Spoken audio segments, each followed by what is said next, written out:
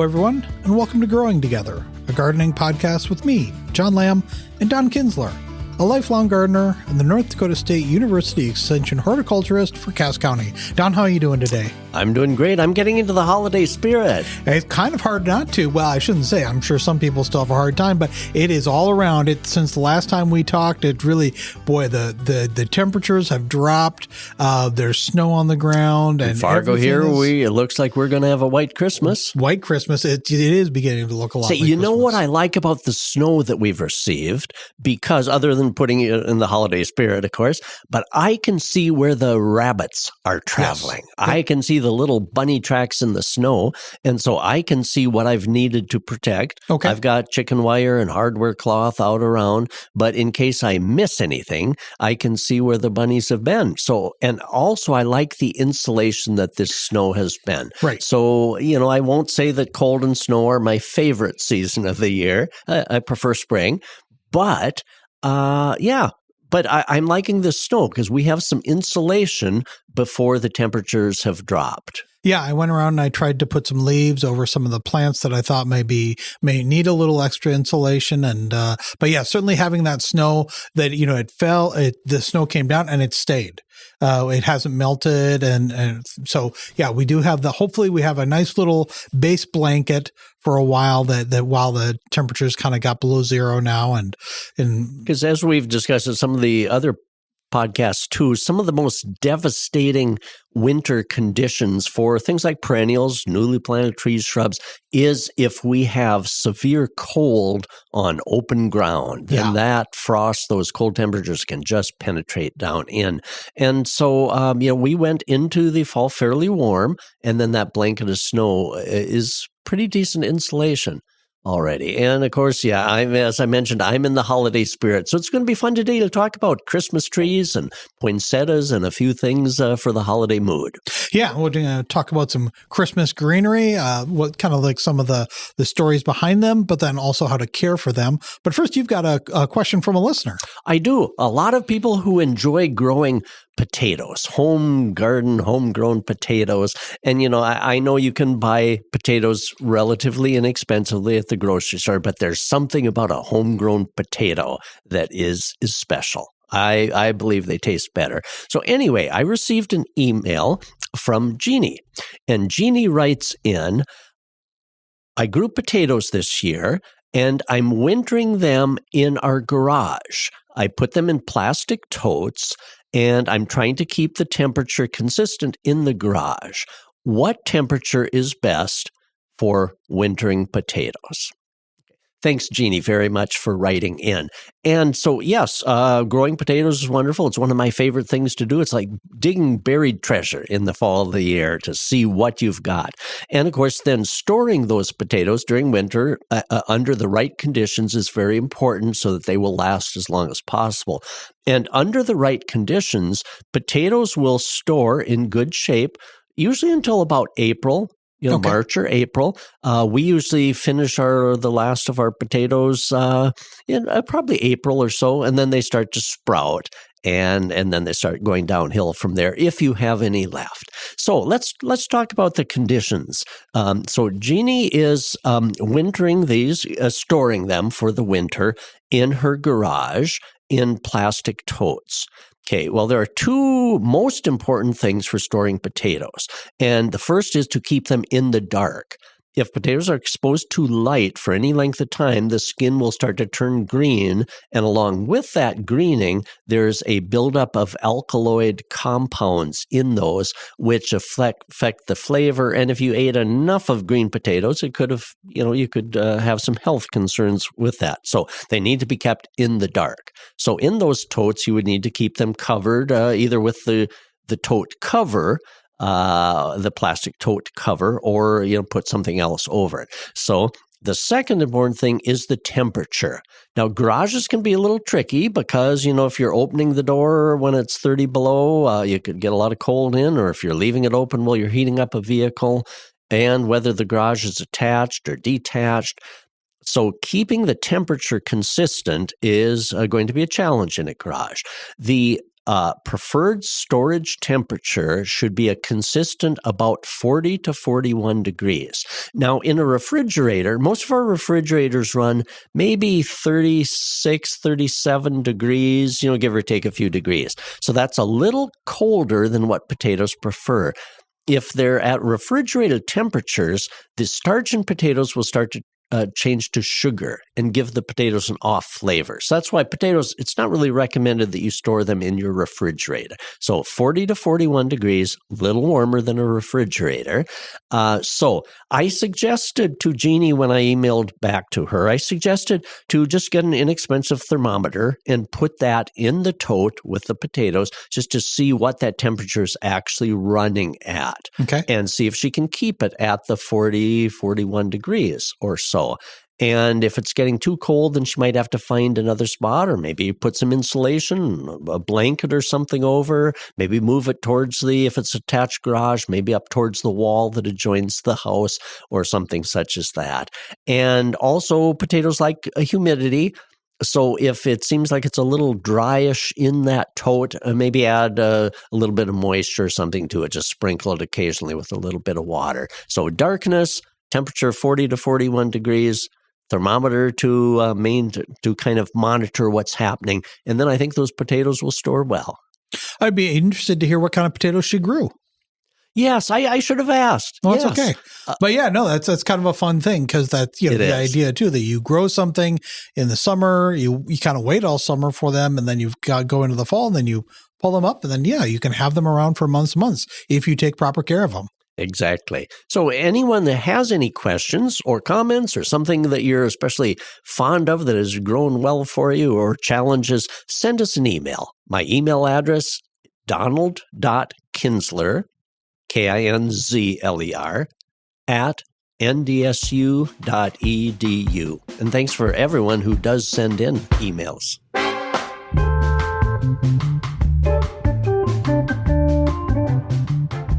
I'm sure something that you, as a former nursery owner, did you ever sell Christmas trees? Oh, yeah. We sold Christmas trees by the truckload. And during the last years that we had our garden center, for about 25 years, we could see the decline in real Christmas trees because we used to sell more than we did during the final years that we had our garden center. So we could see the decline. And of course, that has shown the national trend.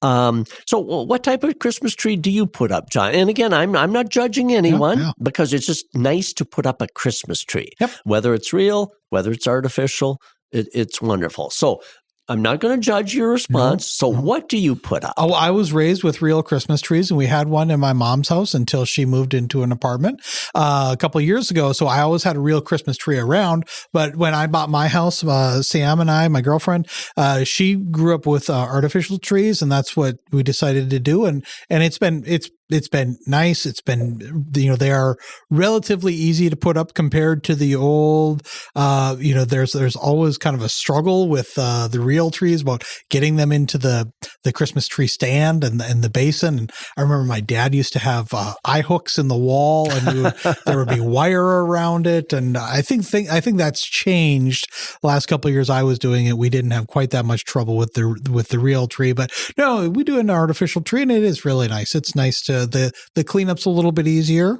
It's easy. You buy it once and you've got it. But yeah, it is. You're right. Either way, just to have a tree there is such a nice thing. It's great to see all those ornaments. What we do is we just have ornaments throughout our lives. And they kind of tell stories about it. And so it's nice just to kind of sit there. And I also like just plain lights on the tree that at night, if there's, minimal turn out the lights in the room, let the tree be lit. Kind of sit there for a couple more minutes before you go to bed. And Mary and I put up one of each. How's that for riding the fence? One real and one artificial. You've got enough space for that. Yes. So we do one of each. But it's interesting. Okay, growing up until I was maybe, let's see, 10, 11, 12 years old, we had a real Christmas tree at home. I grew up in Lisbon, North Dakota. And my dad always went to the Texaco station, gas station, who also sold Christmas trees out along one of the walls there. And the corner gas station, he would go pick up the tree. Most of them were short-needled spruce. They didn't last very long, maybe, only a week or two indoors, but that was okay. We didn't put it up until maybe a week before Christmas.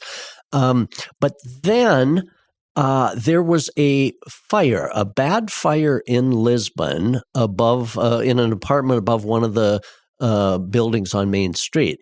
And that fire was caused by a Christmas tree. They had electric lights on it, and it caused quite a severe fire. So that frightened my mom and dad. So then they went to the Coast to Coast store the next year and bought a Christmas tree.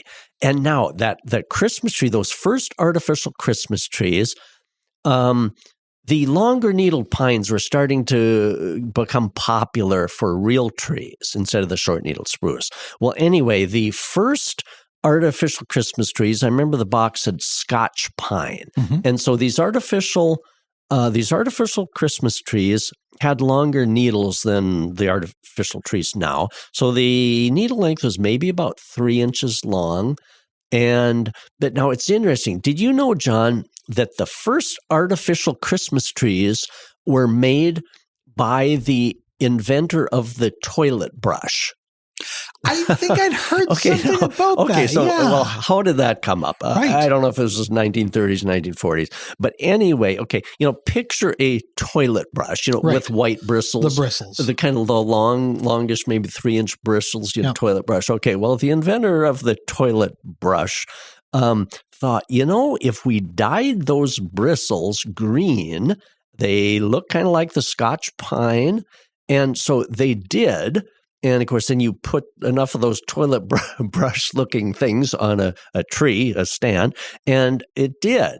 But, it's funny. I didn't know that at the time, but now thinking back, yes, that type of Christmas tree looked very much like toilet brushes dyed green. Was yours green, or was it the tinsel color? Oh yeah, because there was the silver brand. And those things now, if you've held on to something like that, that's probably worth money. That's worth big retro. Money. Yes, very retro. And so I remember those, the aluminum Christmas tree. Yes. And so, but no, ours was green. And then at each end of the little wire things that stuck into the central column, there were different colors, so you'd stick those in. So it was always fun to assemble. But then, so Mary and I, then once we started actually selling Christmas trees live, then we became live Christmas tree people. But now, we have one of each. But, the nice thing is the modern artificial Christmas trees, many of them look very, very real. They're more like the real fir trees. Mm-hmm. Spruce trees being kind of the ones that drop their needles. But the fir trees like Fraser fir, balsam fir, white fir, they hold their needles quite well on the real tree. And so the artificial trees that mimic those and that are produced with that same kind of needle length, many of them, you have to feel and touch them to see whether they are artificial or not. So we've come a long way from the toilet brush bristle type Christmas trees to the ones that are really, really nice now. And that's the second one that we have. We put it up in one of the front windows there. And we enjoy the real tree kind of where we actually are, where you can enjoy the aroma and where you can, I don't know if enjoy is the right word, you can enjoy the process of trying to get it to stand up straight. Mary and I have had a discussion or two. I'm unscrewing the thing in, and then I get up and, then I wonder, why didn't she hold it straight? And she said, well, you screwed it wrong. And so it makes for some interesting discussion between spouses. It makes a family stronger getting through that all the same. Exactly. So anyway, it's kind of interesting just to talk a little bit about what currently people are putting up. And some of the national statistics that were just kind of done this fall indicate that about 83% of people who put up a Christmas tree opt for the artificial one. And there's some really understandable reasons. They're convenient. Mm-hmm. And also they're going to, of course, last the whole season. Yep. So you can put them up early, enjoy them kind of a little later. We always keep ours up until about January 6th, which is kind of the traditional Three Kings coming on Epiphany. So many people traditionally want to keep their tree up for that length of time. And just, the lack of needles dropping down, and you don't have to go to a Christmas tree lot, pick it up, and then in July still find Christmas tree needles in your trunk. And so there's a lot of good reasons. No watering. Yeah, you don't have to crawl under exactly. there. And you don't have to go through the process of if water got below the cut surface and then it starts to dry up, and then having to recut, undecorate, take the tree down, recut. So there are some challenges to keeping one fresh, and so there are some very understandable reasons. And of course, artificial trees aren't cheap. Right. But, if you invest in a good one that really looks nice, they're going to last quite a number of years. A few years ago, I did some investigating as to how long do people keep trees. And I think on average, the artificial trees, people keep around 9 to 11 years. And so if you divide the cost of that over, 10 years or so, the cost per year isn't too great. Real trees, they aren't cheap either. Right. So much is kind of the experience. And so if you found that too for the convenience and things, is that, I think probably for many people is probably the main reason. Yeah, exactly. And that ours looks pretty good I think we've had it for 8 years now. The lights have, that's one of the things that when you get a pre-lit tree, sometimes a light goes out and it's a whole section goes out. So it's there's can always be that. So we put on our own lights. And it looks fine. So it looks really good. Yeah, you bring up an interesting point about the pre-lit artificial Christmas trees. Now, also statistics indicate that about 90% of artificial Christmas trees are produced in China. Yeah. And before the advent of the pre-lit Christmas trees, a higher percentage were made in the United States. But apparently the pre-lit, and that's an awesome concept. It's a pre-lit, you plug it in and okay. When pre-lit became kind of a thing, apparently to get those lights to kind of be on each of the branches, there's a lot of hand work involved, getting those to be facing just the right way. And so to create a pre-lit is a lot of hand work. And when labor is cheaper over in some other countries, then they are able to do that fine hand work less expensively than maybe what could be done in the United States. So the start of the pre-lit caused even more trees to be manufactured overseas. And so that was an interesting trend too, because when you think about it, those the lights just don't magically get stuck on those trees. Right. Someone's got to be fixing those on in the right spacing, the right facing, and everything else. Yeah, and because of that, so many of these are made overseas, particularly in China. They're facing real tariff issues right now. Yes, and so this year there was an NPR story about that. There's more interest, with these tariffs. There's more interest in finding a live tree here in the States. Exactly. And so it makes for interesting discussion. And maybe after we take a break, let's talk a little bit more about real trees, how they're produced, and how to take care of it inside. That sounds good.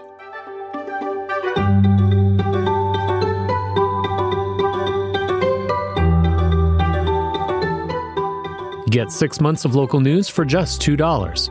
You get unlimited access to the news and information you need to stay connected to your community. Visit inforum.com/subscribe to get 6 months of local news for just $2. All right, we're back, and this week we're talking about not country greenery, we're talking about Christmas greenery. And of course, you can't get bigger Christmas greenery than a Christmas tree. We were talking earlier about the difference between artificial and fresh trees. And so now we're going to talk a little bit more about fresh trees. You know, during the years that we had our garden center, we enjoyed selling fresh Christmas trees, and a lot of them came from Wisconsin. Some of the fir type trees, such as Fraser fir, typically grown in North Carolina and areas like that. But it was always fun getting that shipment of Christmas trees in. We'd haul them on in, and the aroma in our sales house. Oh man, if you could bottle that up and actually have a cologne like that, that'd be awesome. So anyway, it would be interesting then when our customers would start to come in. Occasionally, a customer might say, gosh, it's a shame that all these trees get cut down. But it's interesting. There are almost no Christmas trees cut out of the wild anymore. Right. You know, that was an 1890s thing where you'd go into a native forest and cut down a Christmas tree. That is if they are, it's illegal. Exactly. That is not done anymore. Christmas trees are grown on farms. Mm-hmm. They're a crop. And so we don't need to feel sad about cutting down these any more than you would feel sad about harvesting wheat to make bread. So these are grown as a field crop, specifically planted for harvesting for Christmas trees. And in the meantime, while those trees are growing, they're producing oxygen and doing all the good things, producing habitat for wildlife and all the good things that plants do for us. So we don't need to feel sad. It's interesting, though, Christmas trees are a long-term investment for those farmers because on average, it takes about 10 years from the time a little seedling is planted to the time that is harvested. And the typical height that people want in their house is 6 to 8 feet, somewhere in there. Some people want a little taller maybe. But to produce a 6 to 8 foot Christmas tree takes about 10 years. And of shaping and shearing and making sure that everything is okay with that. And that's a bit of space too. Yes. They do take up a fair amount of acreage. Yes, exactly. And so then as the trees are harvested, then new ones are planted each year to replace those. So then they keep the cycle going. And so it's interesting for a Christmas tree farmer to get into that business or to know they have to be thinking ahead almost 10 years. What is the market going to be 10 years from now? Is the trend toward artificial going to continue? You know, do I want to plant lots? You know, what's my crystal ball looking like for 10 years down the road? So how many trees, you know, are they going to come back more popular? Should I plant more? You know, so I can appreciate the challenges of a Christmas tree farmer in trying to figure out what to plant, how much to plant. I've got a question just because when just talking about this now, maybe you don't have the answer, and because I've never really thought about this before. But like you said, that they are a crop, and the Christmas tree, once it reaches that point where they think it's ready to go off to market, it gets cut down, and then they replant. Do they grind up the stumps, I wonder, and the roots? Or how do they, because that's going to be taking up a lot of space, but I suppose maybe they must do that to kind of clear up that, to make that ground ready to grow again. Exactly. Yep. I believe, and I don't know for certain, that would be an interesting question, but I do believe that in order to replant, you'd have to probably grind out that stump. And so I'm guessing that the equipment that they have probably includes a stump grinder, because it's not going to be a real huge stump. And I think you might have difficulty planting a new seedling right next to that. You don't want to lose that space. Yeah. So I'm guessing they probably grind out that stump and plant another one. So that'd be a fun operation. And also they harvest those trees at the peak of sap. You know, in the fall of the year, the trees start saving their sap inside for winter. And so they harvest them at kind of the peak in which the sap is in there and then rush them off to market so the Christmas tree lots can sell. So it's fascinating. When you see some of these pictures of the Christmas tree farms, just acres and acres, rows and rows. And of course, then they have to kind of have their marketing plan. You know, how many 4-foot trees do we need to cut and market? And, you know, how many 6 to 8 foot, which is the most popular, how many 10 to 12 foot trees. So man, I can really see the marketing strategy that these Christmas tree farmers would need to have. And so, yeah, hats off to them. And, one interesting statistic is during the life of a Christmas tree growing in the field, it's probably visited about 100 times during its life because they actually trim and shear so that you get a nice full we all hear about the Charlie Brown Christmas tree. Okay, we don't want something that straggly. And so to encourage bushiness, branchiness, they shear them to encourage tightness.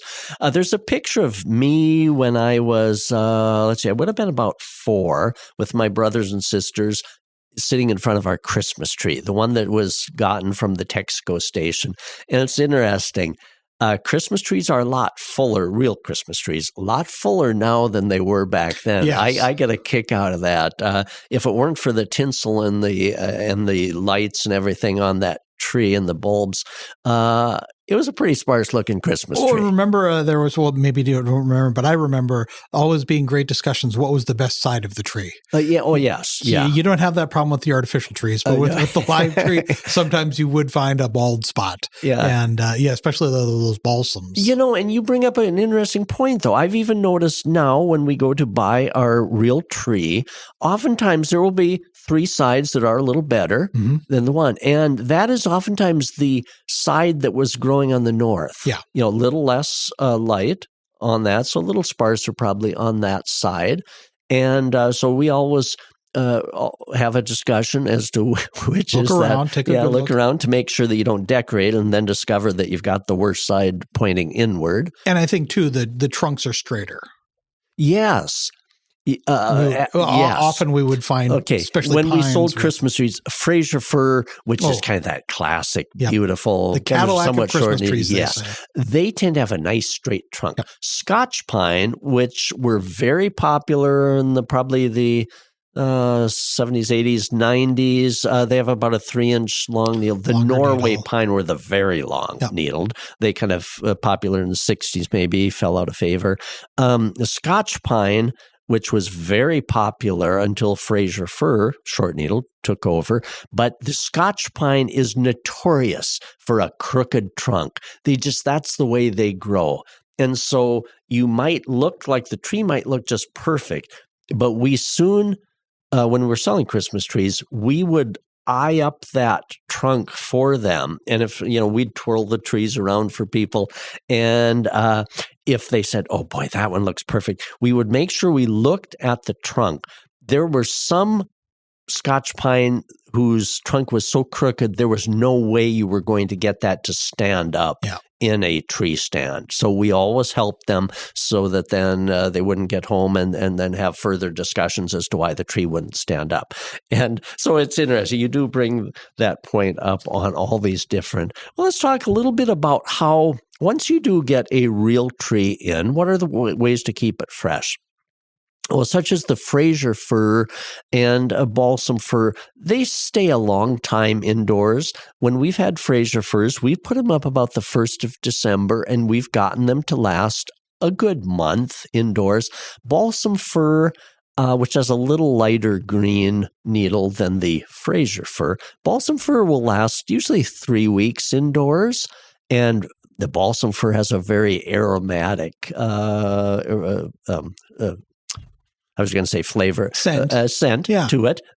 Beautiful trees also. But so regardless of which of these you have, very important to make a fresh cut on the tree trunk, preferably before you bring it indoors and put it into water. Now, some Christmas tree lots will do that for you. They'll saw off the end, and it should be at least an inch off, to reopen it so it'll soak up moisture again. But if you're able to, if you have your own saw or something, do it at home right before you're going to put it in water. That's the best because they do tend to seal themselves up. So at least 1 inch. If you have enough stem length at the bottom, enough trunk length to take a little more than an inch would be good too. Then immediately get that into kind of lukewarm water in your stand. And of course, do you put aspirin in? Do you put soda, 7-Up? Yeah, Yes. 7-Up, That's what I remember hearing. And there's been a lot of research done on that. If you do some of those homebrew things, it might work, but in the wrong proportion, they can clog up the stems. So plenty of plain water is the main thing. And now there are Christmas tree preservatives that you can buy, and those are specially formulated to keep that trunk open, cut down bacteria in the water so they don't clog the pores of the trunk. And so Christmas tree preservative, yes, that has some science behind it. But I probably wouldn't add the aspirin or the 7-Up to it. Just plenty of plain water added. Boy, and do they ever drink up at first. So monitor maybe a couple times a day. Yeah. A good water reservoir helps. One that will hold maybe, up to almost a gallon of water is great. And then, so I'm a couple times a day, maybe sticking my finger down in there to see where the level is. And, as opposed to cut flowers that we put in a vase where you want kind of an angled edge, with a tree, obviously you kind of want a flat edge, right? Because you don't want any of that edge, you don't want any of that cut surface to be out of the water. Exactly. Yeah, which could happen if you make too much of a slant. Yeah. And most of the Christmas tree stands have a little prong on the bottom of that, which both keeps the trunk stable, but it also keeps it a little bit above the bottom so that there's a little bit of not airspace, but water space at the base so it's drinking up. So just a straight cut is perfectly fine on those. And so always being sure that the water level never goes below that cut surface. If it did go below that cut surface and that cut surface dried out, then it quickly seals itself over so it won't take up water anymore. And then the tree will dry out. So if a person does let the water go below, and if you can feel underneath the trunk and if it has dried out, then the best thing is probably to undecorate it, give it a fresh cut, go through the whole process again, which is a good justification for don't let that happen. Right, exactly. Because I have let that happen, and it's a real pain. Yeah. And because the more water that you can get that tree to soak up, that moisture inside goes a long way towards keeping that tree really, really fresh and to keep those needles clinging on. And of course, as always, a person has to follow safety instructions on, all safety guidelines on a real tree, making sure that you don't leave the lights on when you leave the house, making sure that the lights are the cool type, and no frayed wires and no candles. No real lit candles. No, yeah. I mean, we've all heard the stories of them in church with, when they used to actually put lit candles on a real tree, but people sitting there with buckets of water during the church services to make sure the whole thing didn't go up in flames. And so, we don't want that. And so, the live Christmas trees, the real Christmas trees, can last throughout the season. It's interesting too. Sometimes when I talk about live Christmas trees, we would actually have people wonder, do you have any potted spruce trees left? Oh, okay. That you sold during the season? Could we buy a potted spruce tree, use that indoors for Christmas, and then plant that out next spring? Problem with that is once a potted spruce tree is inside, it will quickly start to wake up. It'll think it's warm and think springtime, so it'll start to grow. So then you can't put that back outside in the cold. And then inside during the short days of winter, they kind of languish inside. They're probably not getting as much sun. Exactly. So then they start to grow. They don't have enough sunlight, so they start to go downhill. So in theory, that would be nice. Just have a potted Christmas tree that you could, plant next spring. But that's tough. I had some people just try it. They said, we'd like to try it. But I've never really heard of that working for people. Well, we don't want to tell anybody how to decorate or where to put their Christmas tree, but there are good better places to put a Christmas tree and there are bad places to put a Christmas tree. You probably don't want to put a Christmas tree too close to a register or a radiator or that a heat heat's going to source. dry it out really quickly. Out. That'll crispen that tree up much quicker than away from a heat source. And likewise, like too close to a window, or if you've got big bay windows where it may get a little cooler. I mean, would that be a problem too, or are you mostly actually the coolness probably helps? Yep. So if it's by a patio door that kind of tends to be a little chilly, that would actually probably help prolong the life of the Christmas tree.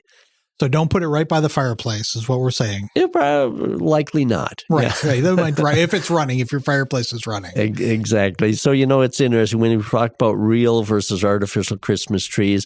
I think everyone kind of has their method for that. And so it's interesting. I'm happy to see Christmas tree lots around our towns. Mm-hmm. So it's nice that maintains, so that those people maintain their tradition. And it's nice for the artificial tree, those that enjoy those. It's nice for them to enjoy what they enjoy. As somebody who's worked with real Christmas trees for so long and have them as part of their life, what would you recommend for somebody who wants to start with a real tree as far as a stand goes? What are some things that they should look for in a stand? Big and sturdy. Yes. Yes. Go metal. Yes.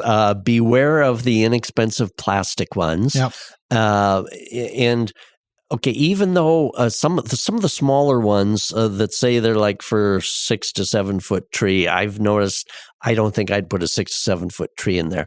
The larger stands will allow you to put a smaller tree in them. The screws will usually go into a smaller tree. So even if you think you might go 5 to 6 feet some years with a tree, but some years 7 to 8, get the biggest tree stand. Mm-hmm. Yeah, and you mentioned metal.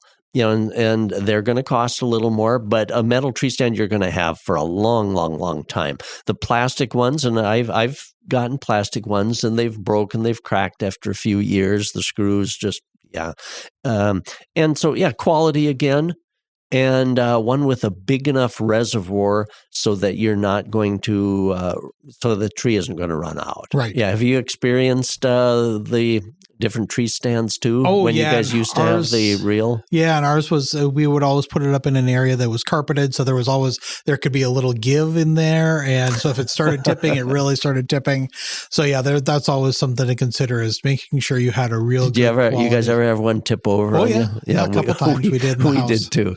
Back in my parents' house when we had the live Christmas trees. Yeah. So like I said, my dad would sometimes we had eye hooks into the baseboards, and you could wrap a little wire around the Christmas tree, not so tight, but it's just to kind of make sure that it wasn't going to tip over. We've had at least once a tree topple over. Yeah. And of course, then all of a sudden, and sometimes it was in the middle of the night, so you'd hear the crash of the glass ornaments as they broke. But luckily now, the trees seem to be straighter in trunk than they used to be, because of course, Christmas tree growers are they do their training of trees so that they get as straight a trunk as possible. So that's. You were talking earlier about somebody who said that it's kind of a shame that all these trees are cut down, and you pointed out that they are a crop, that's their and they're certainly a farmer is not going to cut down more than they think that they can sell.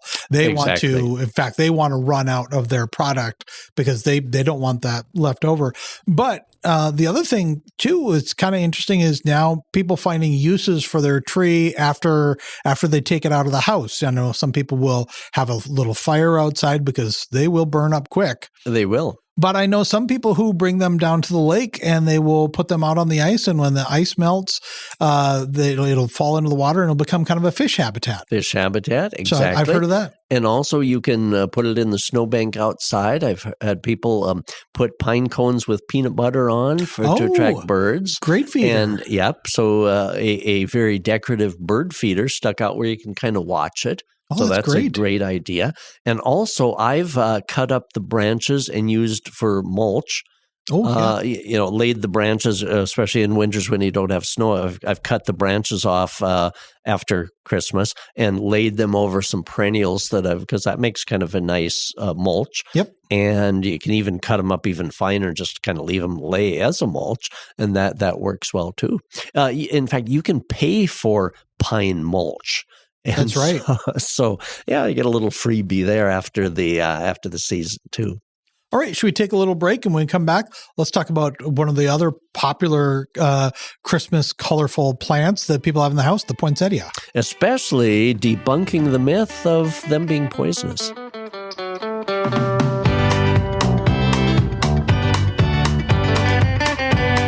If you're loving this podcast, be sure to check out our full lineup.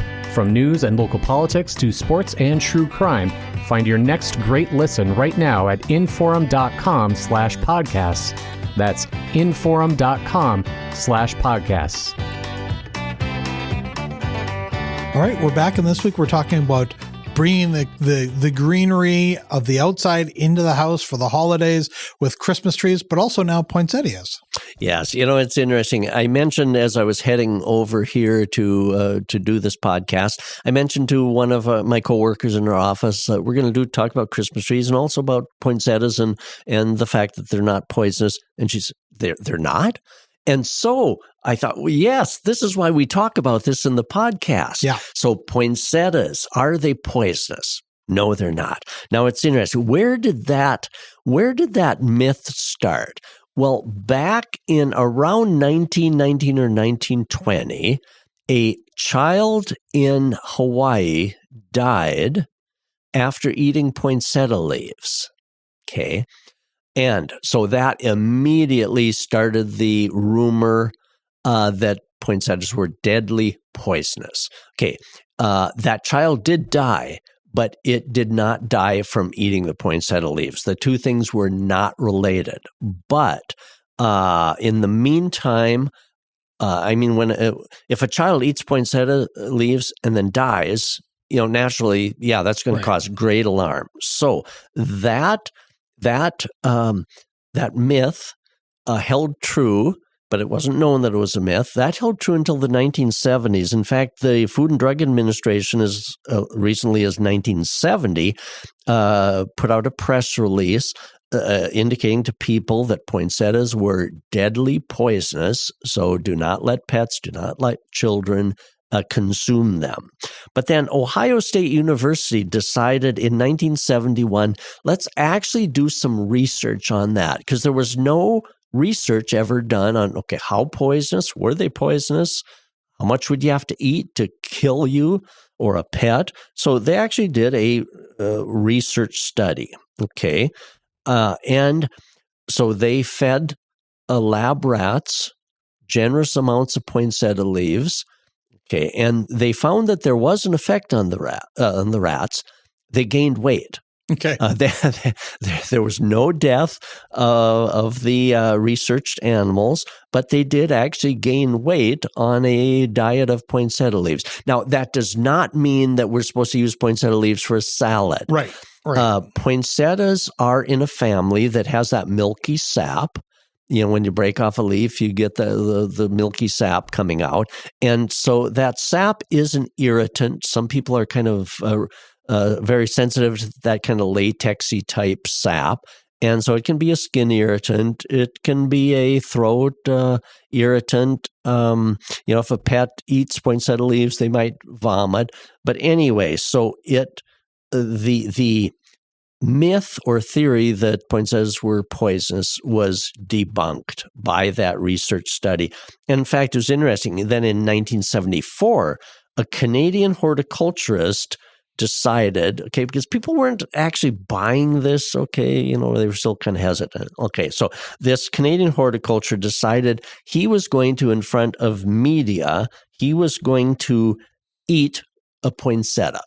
Okay, so he did. He got all the press out there and he ate a poinsettia. I don't know how many leaves he actually ate. Okay, and so he certainly lived to tell about it. So, okay, that was for the media and the press. That's what he did. And so then in the meantime, those studies were replicated. Colorado State university that does a lot of work on pets and animals. They did a lot of study, and they said that there are no animals that have ever died from eating poinsettias. And that does not mean that you should let your cat or dog chew poinsettias. If your cat is one such that goes after poinsettia or plants, you don't want them vomiting. So just keep it away from them if possible. Put it in an area where it's unreachable. Where they're not going to get. And of course, don't let kids chew on poinsettia leaves. But we do not need to consider them highly poisonous. If a pet or someone chews on that, they are not going to die. So it's very reassuring. And of course, this has been studied by Cornell and all the vet tech places. And so it's very reassuring but that myth persists. Just like the person in our staff, in our office that indicate, they're not. They're not poisonous. So anyway, every chance we get, it's reassuring to put this out. And like you said, it very well could be an irritant for a lot of things, of things to eat, and it could upset a stomach. It will not kill. But, with that in mind too, is like, well, if you do, in my case, I have 2 dogs that would probably love to pull at the leaves. I'm just going to put it up on a table where they can't get to it. Yeah. No sense to risk irritation, throat irritation, vomiting. No sense to risk that. Yeah. But at least a person knows then that if they do chew on them, they don't have to be rushed to the vet. You can bring it into the house. Exactly. Yeah. You can have your poinsettia. How many poinsettias do you have? Will you have this Christmas? 5. 5. Yes. We already have them. Red, white? Red. Okay. All right. Now, it's interesting. Have you seen over the last, maybe 6 years or so, have you seen, in addition to the red and white and the breeders kind of crossed red and white poinsettia, both those are natural, red poinsettias, white, they're in the native, and then also the plant breeders cross those, so you get a pink one. Yep. Okay. But then in the last number of years, I saw orange, purple, blue. And I thought, oh my gosh, did the breeders do some sort of a breakthrough where they created a blue poinsettia? I don't think in nature there's a blue poinsettia. Okay, so then I went to a store and I was examining them, looking under, and they're painted. Okay. So I did a little research, and yes, they take a white poinsettia and they're coming down an assembly line through a paint booth, and they're applying a plant-friendly paint to those and then adding a little sparkle, a glitter on top. And so those that are other than white, pink, and red, these other kind of decorator type colors have been run through a artificially paint colored booth. That kind of makes it sound less, it doesn't really sound too charming, does it, when they've been run through a paint booth? But they're pretty. You can do some different decorations with them. And so it's just kind of an interesting little sideline. Well, poinsettia, the care in the home to keep them doing well, of course, they're very tropical. So away from any drafts, cold drafts, and also when you do buy them, make sure that they're well wrapped between the store and your vehicle.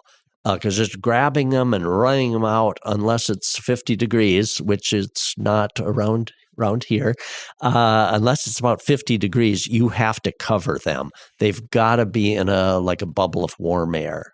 It's a good idea if you're going to go if you plan on going to get one, just bringing your own garbage bag. And just put it in the coat of your winter pocket. Once you pay for it, or once you're at the cashier and you get it rung up, then you just put it down in the bottom of it, pull the sides up of the bag.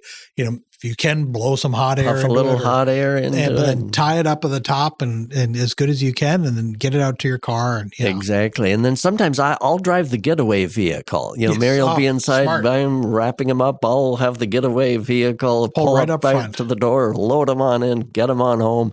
And that, because if they are chilled, that can cause irreversible damage to them. If they wilt from being chilled, they likely will not recover anymore. And if you can keep a poinsettia in good health it can last with its color, colorful. They're actually bracts. They're not actually flower. The actual flower of the poinsettia is the little yellow thing way on the inside.